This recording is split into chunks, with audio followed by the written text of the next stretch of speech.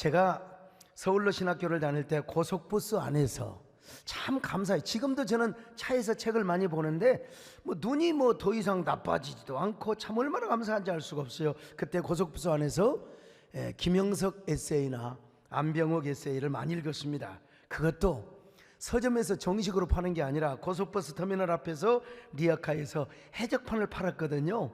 그걸 사서 읽었습니다. 지금도 잊혀지지 않는 김영석 교수님의 영혼과 사랑의 대화라는 책이 생각이 납니다. 지금 이번이 연세가 101살입니다. 101세예요. 우리 정권사님도 101세까지 사실까 그런 생각을 해보는데, 최근에 이번에 이제 책을 한 권 쓰셨는데 100년을 살아보니라고 하는 책이었습니다. 100세라는 인생의 언덕에서 깨달은 삶의 비밀들을 아주 인생 후배들에게 다정하고 나지막한 소리로 들려주는 책인데요, 자신이 100년을 살아보니까 사람들이 너무 허둥대고, 내가 그 얘기를 들으면서 나도 얼마나 지금 허둥대고 살아가는가, 그러면 허둥대지 말고 남은 인생을 어떻게 살아가야 하는가, 이런 얘기를 하고 계세요. 또 앞길이 막막한 사람들에게 왜 사는가, 무엇 때문에 살아는가 희망을 불어넣어주고요, 무엇을 위해 어떻게 살 것인가, 그리고 무엇이 과연 행복인가, 이런 이야기를 잔잔하게 전해주고 있습니다. 그러나 그는 정작 행복이 무엇이냐고 묻는다면 그걸 정확하게 정의할 수가 없다는 것입니다. 자신이 철학자로서 100년을 살아보니까 답은 모두가 주관적인 판단에 의해서 따라 다르기 때문이라는 것이죠. 그런데 이렇게 살았으면 좋겠다는 제언을 하는 대목이 있는데요, 특별히 그는 우정과 종교에 관한 이야기를 하면서 항상 하나님의 섭리를 깨달을 것을 우리에게 제언해주고 있습니다. 자신은 매일 11시에 가정예배를 드리는데요, 근데 혼자 사니까 가정예배고 혼자 드리는 예배예요. 혼자 11시에 정해놓고 복에 그는 강림하사 찬송을 하면서 예배를 드린다는 것입니다. 그러면서 하나님의 소리를 듣고 하나님의 시그널을 보고 하나님의 섭리를 깨닫는다는 것이죠. 친구에 대해서는 이런 얘기를 하고 있습니다. 자신의 친구는 고작 몇 명이었대요. 100년 동안 살면서 친구가 별로 없었대요. 여러분은 얼마나 과연 진지한 친구가 있습니까? 진정한 인생의 첫 친구였던 영길이, 또 초등학교 때 친구 김광윤 장로, 그리고 중고등학교 때의 친구 허각과 박시원, 그리고 사회에서 만난 두 친구가 있는데 그분이 바로 서울대학교 교수 김태길 교수, 숭실대의 안병옥 교수였습니다. 이분들은 철학계의 삼총사로 불렸어요. 친구이자 선한 경쟁자, 이분들 때문에 서로가 발전을 하게 되었죠. 친구들이 80대 중반이 되었을 때 안병옥 교수가 이런 제안을 했대. 우리가 더 늦기 전에 이제 80대 중반 아이가 1년에 한 4번씩은 우리가 한번 만나자. 봄, 가을, 또 봄, 여름, 가을, 겨울. 근데 태길이가 거절을 했다는 겁니다. 우리 셋이 다 80 중반이고 누구 한 사람은 일찍 가게 될 텐데, 그리고 마지막 남은 사람은 얼마나 고독하게 될 것인가, 우리 그냥 멀리서 마음을 나누며 전화하고 살자. 그러더니 결국 친구들이 다 가버리고 김영석 교수만 남게 되었다는 것입니다. 김영석 교수님은 두 친구를 보내고 이게 인생인가, 인생 같지 않더라는 거예요.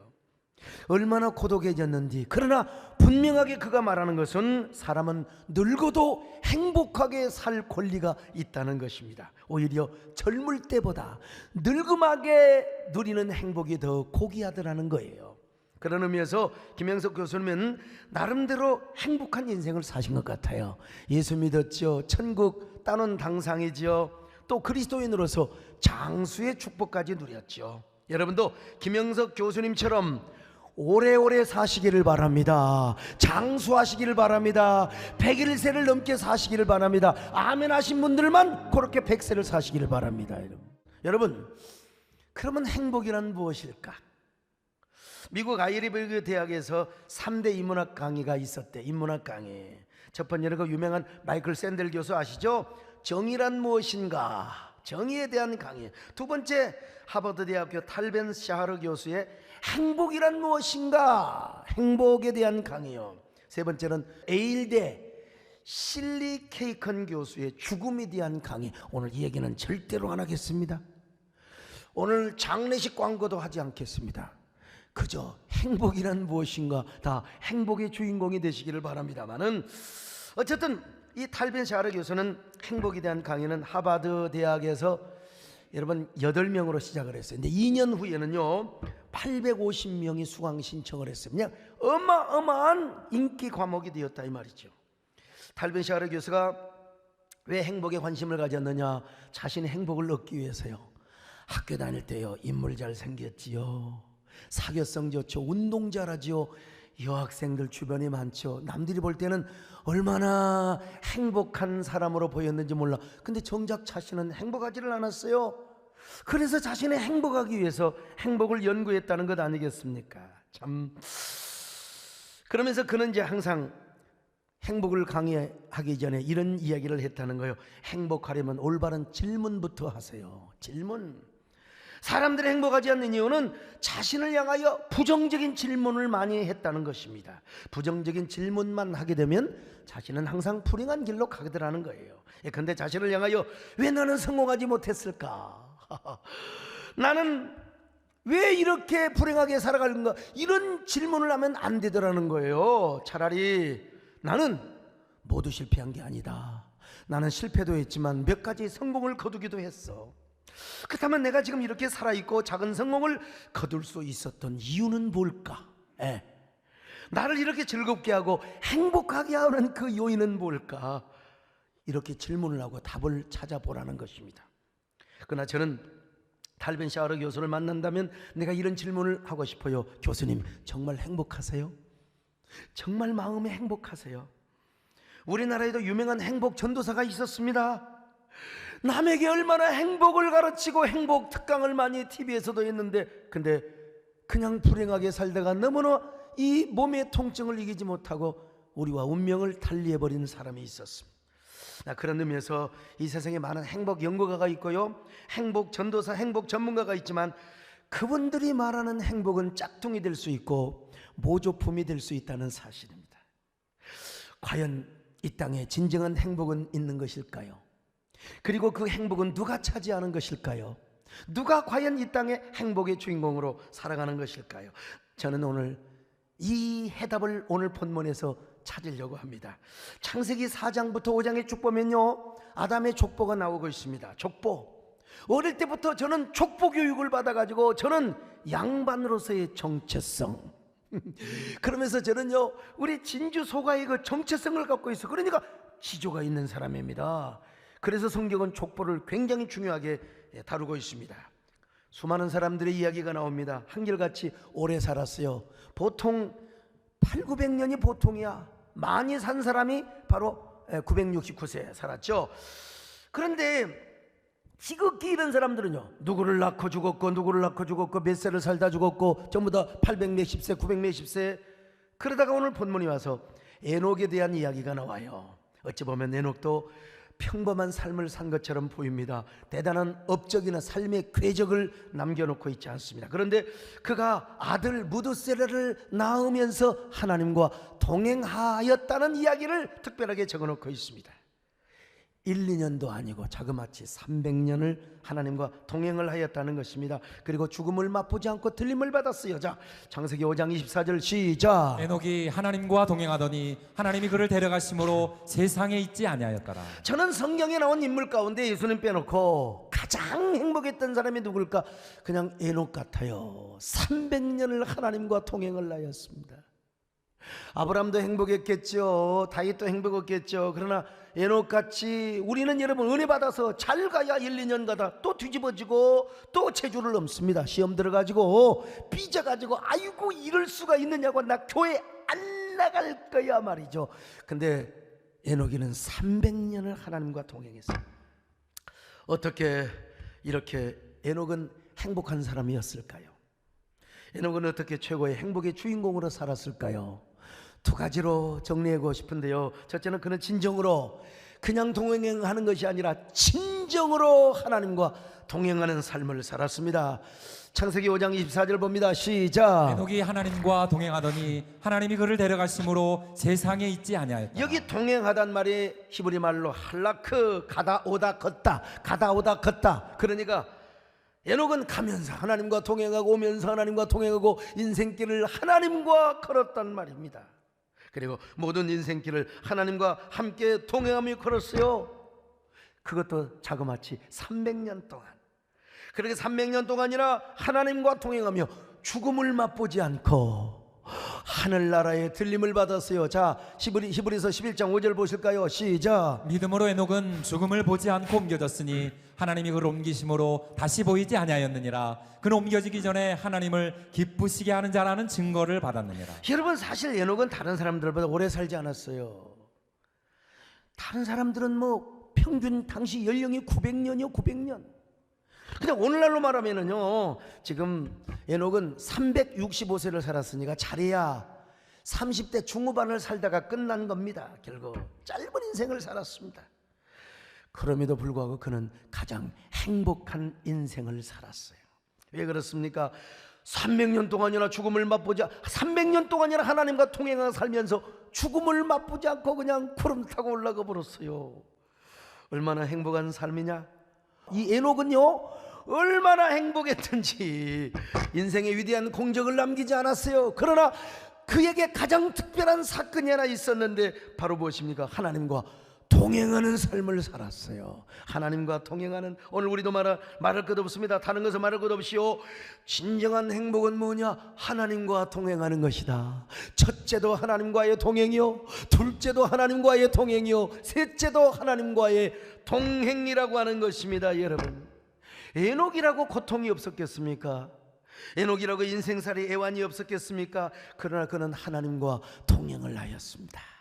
하나님과 함께 걸었어요. 인생길을 하나님과 함께 동행했기 때문에 그는 행복했습니다. 얼마나 행복한 삶을 살았으면 죽음을 맛보지 않고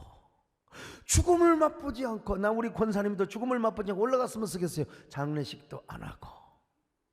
얼마나 행복한 삶이요. 행복의 비결이 바로 여기에 있는 것입니다. 우리가 지금 코로나라고 하는 고통스러운 광야길을 지금 부대끼며 걸어가고 있습니다. 저도 여러분 때로 얼마나 답답하고 괴롭겠습니까? 현장 예배가 제대로 드려지지 못했을 때 얼마나. 그러나 그때일수록 제가 뭐라고 강조했습니까? 우리는 하나님과 동행해야 됩니다. 신앙의 본질을 회복해야 됩니다. 초대교회의 신앙을 회복해야 됩니다. 우리 사도행전의 원형교회를 회복하자고 말이죠. 그러니까 우리가 중요한 건 뭐냐? 이 힘든 시기에 하나님과 함께 걸어가시기를 바랍니다. 하나님과 동행하시기를 바랍니다. 행복의 주인공이 되시기를 바랍니다. 주님과 함께 기쁘게 오늘도 걸어가십시다. 할렐루야. 주와 같이 길 가는 즐거움이라 우리 주님 걸어가신 발자취를 밟게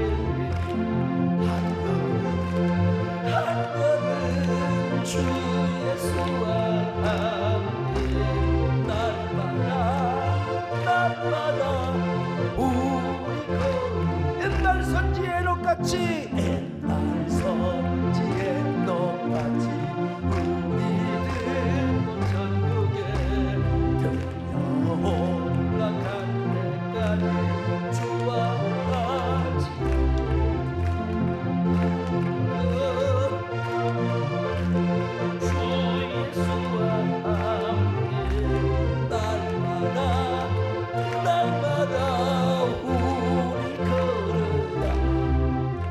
찬송을 부를 때는 웃으면서 부르는 날마다 이러면은 안 돼요. 주님도 좀 거부가세요. 내가 너하고 어떻게 그 인상을 찌는 모습을 보면 걸어가겠냐. 좀 웃어야지요. 그러면 에녹이 언제부터 하나님과 동행했느냐? 성경을 딱 주목하면요, 무드셀라 첫 아들을 낳은 후부터. 창세기 5장 21절로 22절입니다. 시작. 에녹은 65세에 무드셀라를 낳았고 무드셀라를 낳은 후 300년을 하나님과 동행하며 자녀들을 낳았으며. 무슨 말입니까? 에녹이 무드셀라를 낳고 나서부터 하나님과 동행하게 될 수밖에 없었던 어떤 계기가 있었다는 거예요. 모티브가 있었다는 것입니다. 에녹이 무드셀라를 낳고 세상을 다시 보니까 아마 제가 보기에는 그런 것 같아요. 세상이 너무나 악하게 보인 거야. 악하게. 이미 여러분 이 가인의 족속 그리고 이 세상의 토성이 있었고 하나님의 토성으로 에덴의 동쪽에서부터 이제 분류됐지 않습니까? 우리 남자 성도들이요, 첫 아들을 뭐 딸이 됐건 아들이 됐건 간에 첫 아이를 낳을 때 소감이 어떻던가요? 모든 남자는 다 그런 마음을, 아마 이런 느낌을 느꼈을 거예요. 아, 내가 이제 드디어 아빠가 되었구나. 그러므로 이제 내 아이를 위하여 내가 열심히 살아야지. 이 아이를 위하여 내가 이제 정말 이 순놈 득대 못지않게 나는 열심히 살아야, 아빠 노릇을 잘하기 위해서 더 열심히 일해서 돈 많이 벌어가지고 이놈을 내가 잘 먹이고 잘 키우고 잘 가르쳐야지. 여러분, 이거요, 믿지 않는 남자들도 다 이런 생각하게 돼요. 근데 이제 하나님의 사람들, 예수 믿는 남자들은 어떤 생각을 하게 되어 있습니까? 아, 내가 이 아들을 낳고 보니까, 내 사랑하는 딸을 낳고 보니까 세상이 새롭게 보이는구나. 이 세상은 너무나 악하고 죄악에 관영해. 내가 지금까지 경건하게 살고 하나님과 동행한다고 하였지만, 나는 내 아들을 위해서, 내 딸을 위해서라도 내가 더 경건하게 살리라. 내가 하나님과 동행하며 살리라. 열심히 씨를 뿌리며 살리라. 내가 경건하게 살고 헌신적인 삶을 살 때에 내 경건의 모습을 보여주고, 그리고 사랑하는 내 자녀를 위하여 헌신의 씨를 뿌리면 하나님이 나의 믿음의 삶을 보시고 내 자녀를 축복해 줄 거야. 아들아, 딸아, 내가 더 믿음으로 살 거야.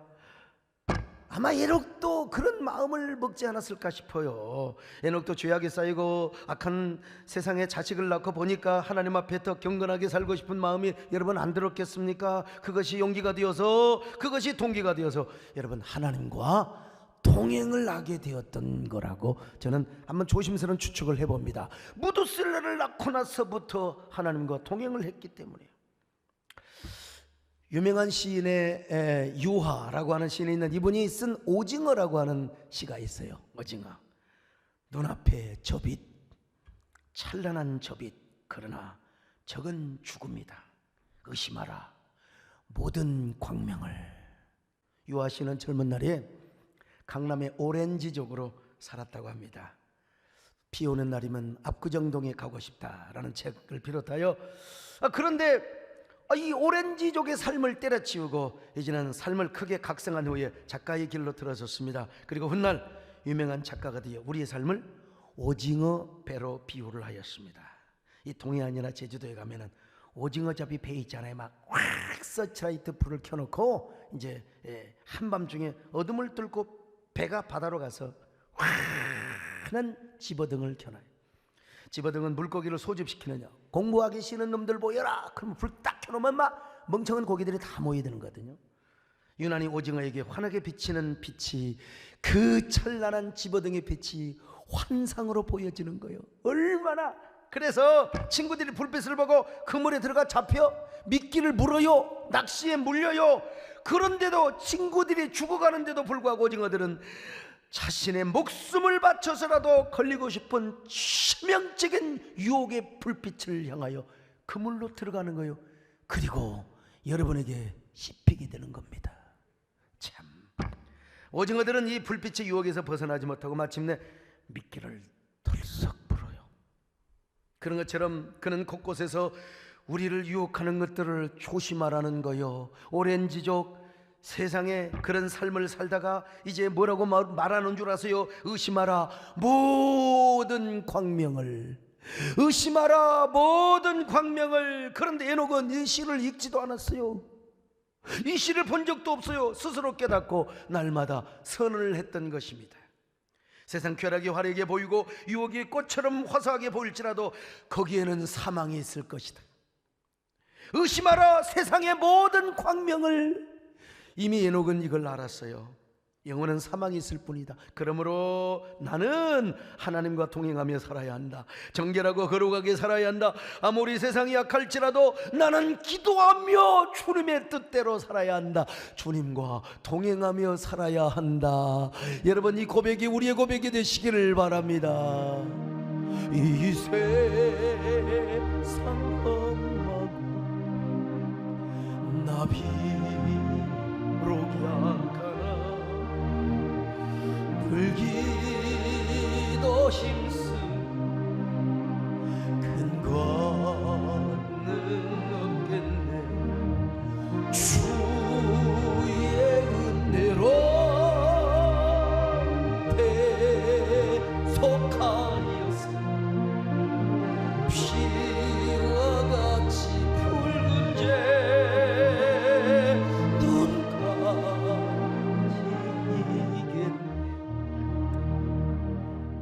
에녹이 살았었던 때도 죄악이 관영하고 쌓였을 거예요. 그래서 에녹도 첫 아들 무두셀라를 낳은 후에 세상에 다시 보인 거예요. 내가 하나님과 더 동행해야지, 내가 더 경건하게 살아야지, 이런 결단을 하였을 것이라는 거예요. 영국의 산악인 조지 멀러리, 저는 이분 잘 모르는데, 그는 영국에서 최초로 에베레스트 정상 등정을 시도했던 산악인이래요. 기자들이 그에게 왜 산을 오르냐고 물었어요. 그러자 그가 이렇게 대답을 했다는 거 아니겠어요? 산이 거기 있기 때문에 제가 올라가는 겁니다. 아이고, 내가 하면 별로 유명하지 않는데 이분이 에베레스트를 정상을, 산이 거기 있으니까. 저 여러분에게 이런 말씀을 드리고 싶어요.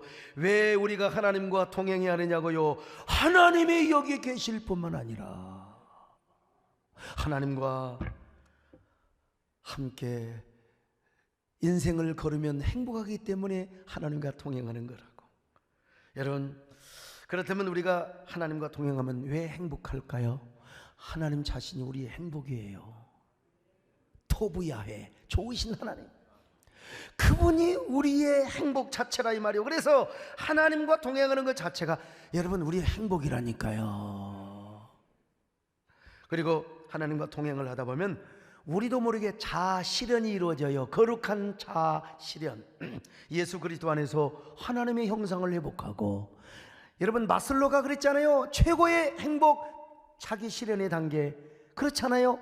행복의 단계는 뭐냐? 처음에는 막 먹고 마시고 좋은 데 구경하고 좋은 집에 살고, 근데 자기 자신을 실현해야 돼요. 그런데 우리 주님과 동행하다 보면 자아 실현이 이루어져요. 그리스도 예수 안에서. 그러니까 행복하지 않을 수가 없는 거예요. 여러분 행복하시기를 바랍니다. 행복하기 위해서 주님과 동행하시기를 바랍니다. 주님과 동행하심으로써 자아를 실현하시기를 바랍니다. 자아 실현을 통하여 예수 그리스도의 형상이 회복이 되고 하나님과 동행함으로써 여러분 행복감과 만족감이 좀 많아지시기를 바랍니다.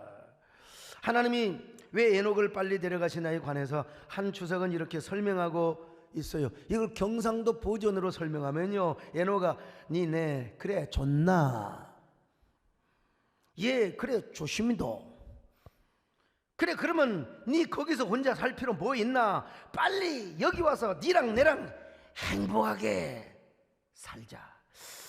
여러분 제가요 경상도 말을 다 잊어먹고 전라도 말을 다 잊어먹고 그냥 서울 말밖에 몰라가지고 나 진짜 송구스럽게 그게 없습니다. 이 재미있는 해석입니다. 성 프란시스 아시죠? 그는 주님을 만나서 행복한 성자가 되었어요. 성자.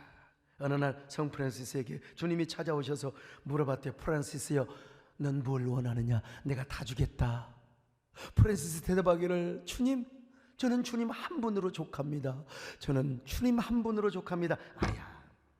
나 말고 세상에 다른 거 내가 다 줄게. 너하고 나하고. 야, 물질 원하느냐? 권세 원하느냐? 몰라. 그런 말을 안 했겠죠. 아름다운 여자를 원하느냐?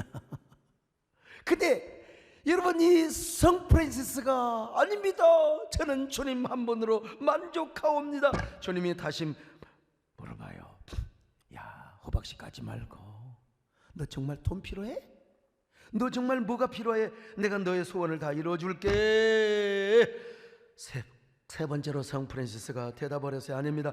저는 주님 한 분이면 만족하옵니다. 주님이 저의 전부이고 주님이 저의 행복일 뿐입니다. 세상에는 눈물뿐이고 고통스러워도 주님 한 분이면 저는 만족하옵니다. 여러분 이 고백이 우리의 고백이 되도록 하십시다. 할렐루야. 세상에는 눈물뿐이고 고통만 닥쳐와도 대신 여는 기쁜 찬송 부르 나는 예수 참 만족을 누리네. 세상 영광 다 준대도 주님과는 못 받고. 아멘입니까? 제가 이 배당을 지으면서 얼마나 힘들었겠어요. 그런데 여러분, 주님께서 마침내 이렇게 말씀을 하셨다는 거 아니겠습니까? 프랜시스야, 너는 좋은 것을 구하였느니라. 좋은 것을 구하였느니라.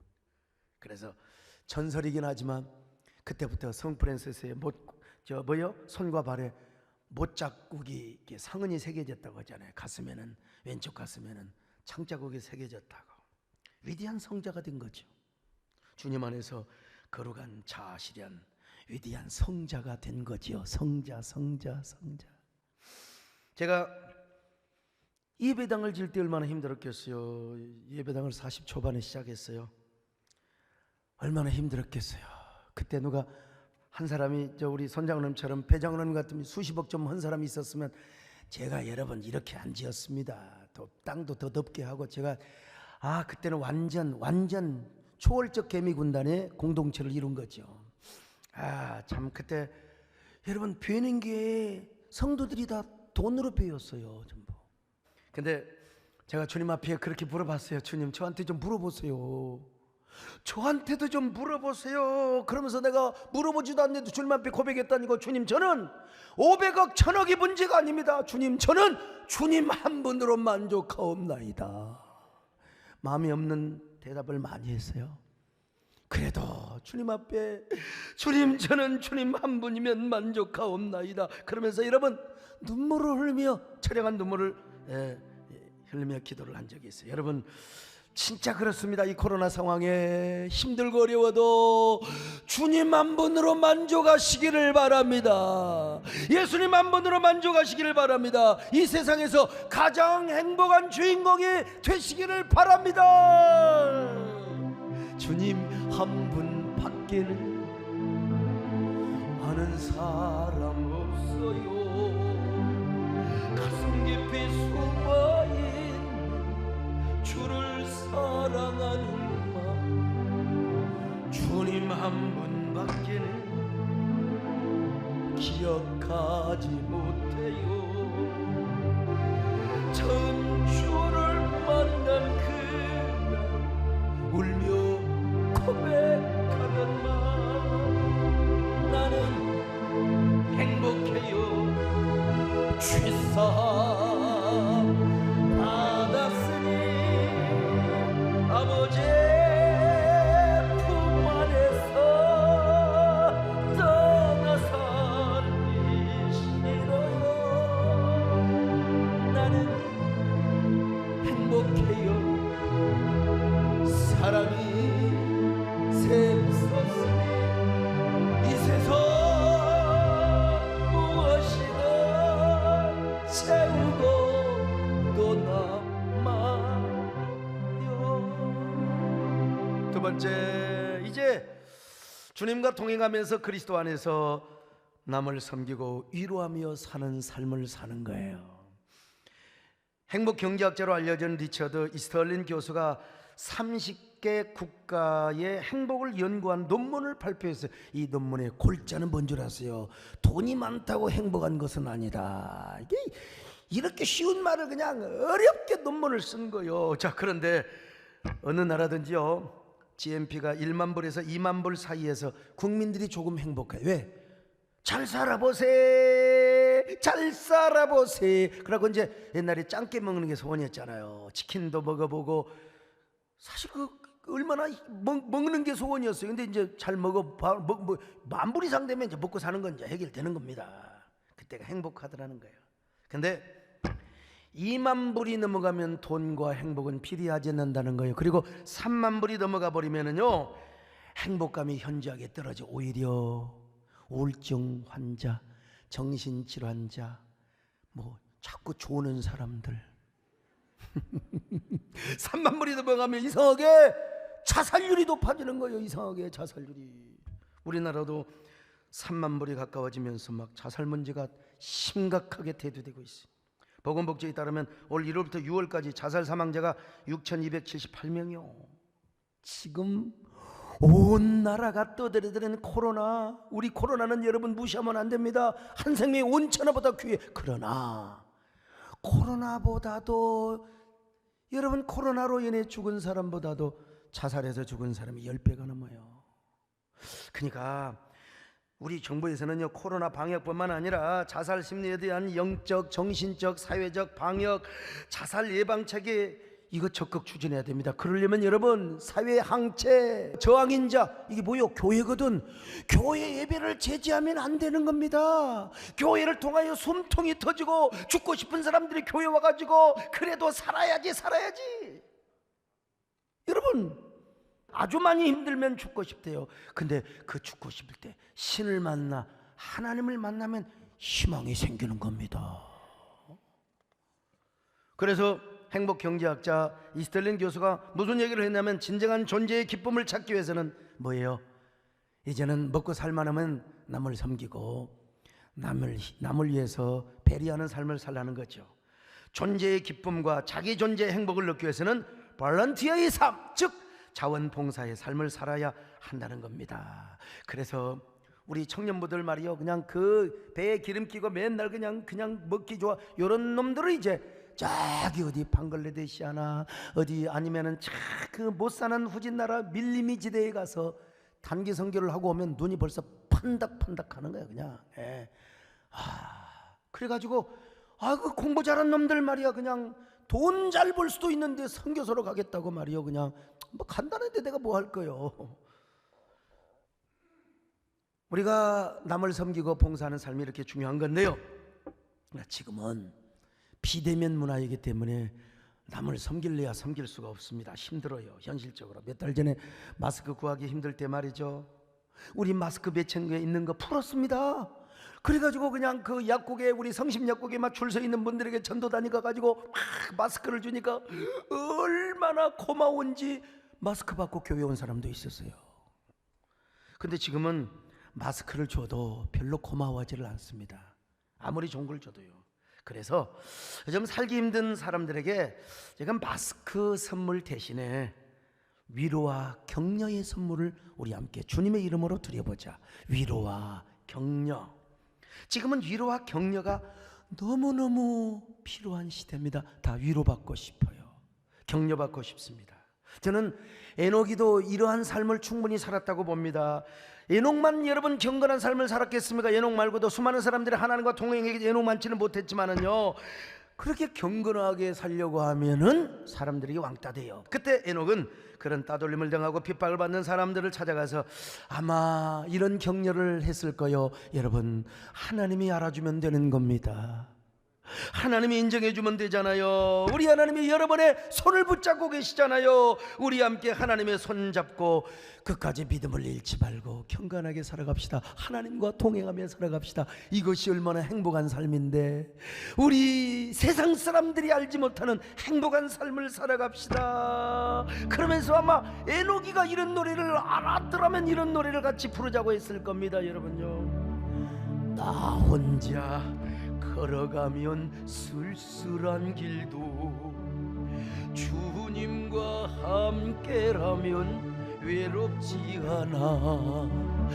나 혼자 걸어가면 고달프지만 주님과 걸어가면 너무 행복해. 이 트로트풍이라 좀 죄송하지만은 이게 원래 우리 남진 장로님 곡을 개사해서 죄송합니다. 가사를 개사해서. 여러분, 고린도 전후서 아시죠? 특별히 고린도 전후서는요, 사도 바울이 고린도 교인을 위로하기 위하여 쓴 시입니다. 위로. 사실은 이 트로트가 또 이 국민 가수들이 얼마나 코로나를 살아가는 사람들에게 이 정서적 위무를 해놓는지 몰라요. 근데 이 사람들이 뭐 목사들의 설교는 안 듣고 전부 다 트로트, 미스터 트롯을 보다가 그냥, 나도 물론 그것 통해서 제가 도전을 많이 받긴 받았습니다만은, 근데 우리 하나님은요, 위로의 하나님이세요. 위로의 하나님. 자, 고린도후서 1장 3절로 4절 같이 봅니다. 시작. 찬송하리로다. 그는 우리 주 예수 그리스도의 하나님이시요 자비의 아버지시요 모든 위로의 하나님이시며 우리의 모든 환난 중에서 우리를 위로하사 우리로 하여금 하나님께 받는 위로로서 모든 환난 중에 있는 자들을 능히 위로하게 하시는 이시다. 여러분, 우리 하나님은 위로의 하나님이심을 믿으시길 바랍니다. 위로, 트로트, 발라드, 좋은 노래 다 있지만 우리 하나님을 만나야 진짜 위로를 받으심을 믿으시기를 바랍니다. 고린도 후서에서 제일 많이 나오는 단어가 위로입니다. 위로. 근데 그보다 더 많이 나온 단어가 바로 우리라요. 우리. 무슨 말입니까? 사랑하는 여러분요, 우리 함께 서로 위로하며 살아갑시다, 이런 메시지요. 서로 위로하시기를 바랍니다. 예수님도 위로자로 오셨어요. 파라클레이토스, 보혜사 성령님도 위로의 영으로 오셨습니다. 예수님은 성령님을 통하여 여러분을 지금 위로하고 계시는 것입니다. 아니, 우리 하나님 성부 하나님도 위로의 하나님, 성자 예수님도 위로의 예수님, 그리고 성령 하나님도 위로의 성령님이요, 이걸 알았던 사도 바울이 위로의 서신을 보냈던 거예요. 그러므로 저는 우리 교인들이 먼저 서로가 서로에게 좀 위로했으면 좋겠어요. 예배 끝나고요, 집에 가면서 3사람 7사람 이상씩 다 전화하세요. 집사님, 이 코로나 상황에 사시느라 얼마나 힘드세요. 제가 예수 그리스도 이름으로 위로합니다. 주님의 이름으로 격려합니다. 하나님이 은혜 주실 거예요. 막 특별 헌신하셨던 분들한테 우리 목사님이 힘이 되게 해주셔서 얼마나 장로님 고마워요. 우리 배장로님 오래 사세요. 전화 좀 해주세요. 다 격려. 아이고, 최장로님 빨리 나도 여러분 여기 지금 하마터면 이 손톱이 그냥 다 빠질 뻔했는데 지금 데일밴드 붙이고 있어요. 위로해 주세요. 하나님이 복 주실 거예요. 하나님이 복 주실 거예요. 우리 함께 위로하며 삽시다. 할렐루야. 성도여 서로 위로하자. 우리 서로 위로하자. 위로의 주님 명령 따라 성도여 위로하자. 이규리 시인이 쓴 꽃피는 날 전화를 하겠다고 했지요. 아름다운 시인데요. 꽃피는 날 전화를 하겠다고 했죠. 꽃피는 날은 여러 날인데 어느 날에 꽃이 가장 꽃다운지 헤아리다가 아름다운 꽃 그거 기다리다가 어영부영 놓치고 말았어요. 죄송해요. 꼭 그날이라는 게 어디 있겠어요. 그냥 전화하면 그날인 것을요. 내가 이걸 쓴다면요, 꼭 그날이 어디 있겠어요. 내가 전화하는 날 당신과 내 마음속에 아름다운 꽃이 피어나는 걸요. 오늘 여러분이 전화하세요. 전화하면 여러분의 마음에, 그리고 사랑하는 성도의 마음에 위로의 꽃이 피어오르는 거예요. 오늘 여러분 다시 다 전화하셔서 여러분의 마음에도, 성도들의 마음에도 다 위로의 꽃이 활짝활짝 피어나시기를 바랍니다. 오늘 여러분, 지난 주일에 저녁에 정계교 목사님을 모셨지 않습니까? 하나밖에 없는 아들 정요한 군, 아버지도 잘생겼는데 아들은 더 잘생겼어요. 근데 단기 선교를 가서 그 아들을 잃었어요. 그냥 잃은 게 아니라 그 물에 휩쓸려가는 자매 3명을 구해주고 자기는 죽은 거예요. 얼마나 마음에 상처가 컸겠어요. 근데 하나님께서 우리 정교교 목사님 마음에 큰 은혜를 주시고 상처를 좀 해주셨어요. 나도 훗날 그 얘기를 듣고 위로하고 싶었어요. 우리 교회 초청해서. 그러나 우리 총회 선거 기간에는 초청을 할 수가 없습니다. 예부 강사도 세울 수도 없고, 아무리 좋은 일이라 하더라도 후원을 하면 안 됩니다. 법이요. 법은 지켜야죠. 그래서 총회장이 되자마자 첫 주일 저녁에 정교규 목사님을 초청했습니다. 제가 얼마나 바쁜지 당회할 시간도 없었어요. 그리고 그 지역에 아들이 그 순교한 지역에 예배당 하나 지은데 5천만 원 든대요. 그래서 당장 모셔서 우리가 은혜 받고 5천만 원을 전달을 했습니다. 근데 하나님께서는 정 목사님께 그분은 그분대로 하나님의 은혜를 주신 거지요. 아들을 잃었지만 아들을 잃은 대신에 더 많은 영적인 부활을, 그래서 10가지 감사를 드렸다고 했잖아요. 우리는 또 뭐냐, 다 여러분 은혜 받는다고 아들이 다 죽으면 되겠습니까? 우리는 우리대로 아들이 살아있어서 감사한 거지요. 자, 그래서 우리는요, 위로의 하나님을 만났다면 사랑하는 자녀들에게 먼저 위로의 전화를 하세요. 아들아, 믿음으로 살아줘서 얼마나 감사한지 모르겠다. 야, 너 제발 코로나 걸리지 말고 마스크 벗지 말고 함부로 어디서 애들하고 밥 먹지 말고 하나님과 동행하며 살아가라. 요즘 힘든 것 같지만 하나님과 동행하면 얼마나 행복한 줄 아느니 하나님이 너를 위로해 줄 것이다. 남편과 아내에게 좀 위로해 주세요. 여보, 같이 살아줘서 고마워요. 내 옆에 있어서 고마워요. 돈 많이 못 벌어도 좋아요. 제발 죽지 마세요. 마패독이 앞에 가서 죽을까 말까 하지 마세요. 그냥 집으로 돌아오세요. 전부 저를 이상하게 바라보고 있네요. 아무튼 여러분, 제가 있잖아요. 여보 하고 위로를 하세요. 여러분, 격려를 하세요. 우리 전도 대상자들 모든 지인들에게 위로의 전화를 좀 한번 해드리세요. 위로의 편지를 좀 보내봐요. 비대면이니까 전화를 통해서든지 SNS를 통해서요, 한번 잘 여러분들이 한번 이 위로를 건네보세요. 위로의 편지를요. 그렇게 하면 먼저 여러분이 행복해집니다. 여러분 스스로가 행복해져요. 그것도 형식적으로 말고 진정으로 해보세요. 주님의 이름으로 해보세요. 그러면서 은근슬쩍 마음머리가 열어지면 복음을 전해보세요. 얼마나 행복해지는지 모릅니다. 오늘 하나님과 동행하는 저와 여러분 되시기를 축원합니다. 그리고 하나님과 동행하면서 여러분이 여유와 넉넉한 마음을 가지고 이웃을 배려하고 가족을 배려하고 상대를 배려하며 살아갑시다. 그럴 때 코로나 광약기를 거뜬하게 여러분들이 극복하며 예수 그리스도 안에서 행복의 주인공이 될 것입니다. 그런 저와 여러분 되시기를 축원합니다. 주께 두 손 모아 비나니 그 씨는 청배 부사 밝아오는 이 아침을 환히 비춰주소서. 주 우리 모두 보혈의 피로 씻기려 하나님 사랑 안에서 행복을 갖게. 가슴에 손을 얹고 찬양합니다. 서로 믿음 안에서 서로 소망 가운데 2층 3층 할렐루야. 서로 사랑 안에서 손잡고 하는 길. 오 주 사랑의 종소리 사랑의 종소리가